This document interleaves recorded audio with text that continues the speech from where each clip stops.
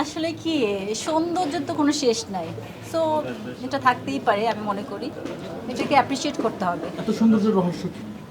আপনি না না, সংসার ভাঙবে না, বরং সংসার উন্নতি হবে। সংসার সুখের হয় রমণীর গুণে। সো ভাবি নিশ্চয়ই বুঝতে পারবে, রমণী তো সে, তাই না? সে বুঝতে পারবে। বলেন বলেন, আরো বলেন, সমস্যা নেই, বলতে থাকেন। এখন এসে প্রেমে পড়ছেন কিনা?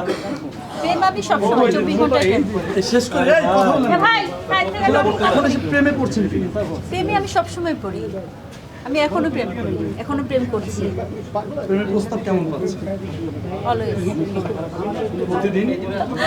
প্রতিদিন, প্রতি সময়, প্রতিক্ষণ। প্রেম কি আসলে কি, এটা কি মানে ওরকম ভাবে বলে কয়ে আসে? সবসময় থাকে প্রেম, কখনো বলে না, এসে কখনো যায়। কোনো কবির প্রেমে পড়েছেন কিনা? কবি, নিজেই তো কবি।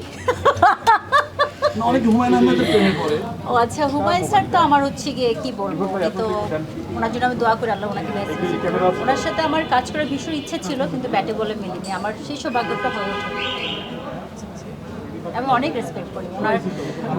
মনে হয় যে আসলে কি ওনার সাথে কাজ না করাটা আমার জন্য অপূর্ণতা, অনেকটা অপূর্ণতা। তো ঠিক আছে, সবাই ভালো থাকবেন। আমি হ্যাঁ বলেন।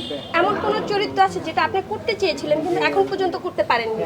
আমার একটা চরিত্র, মানে আমার অনেক আগে থেকে এটা পছন্দ ছিল, ছোটবেলা থেকে। সেটা হচ্ছে পার্বতী ক্যারেক্টারটা, দেবদাসের পারুর ক্যারেক্টারটা আমার স্বপ্নের। আপু, সেটা তো শাকিব খান করেছিল। শাকিব খানের এগেইনস্টে কোনো মুভি না করার কি কোনো আক্ষেপ আছে কিনা বা করেছেন না, কিনা? সাকিবের সাথে আমি কাজ করেছি, 2টা মুভি কাজ করেছি।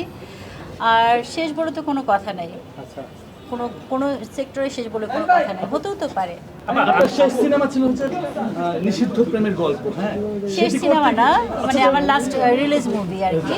তারপরেও আমার কয়েকটা মুভির কাজ সেটি নিয়ে একটু বিতর্ক ছিল, কিন্তু চ্যালেঞ্জ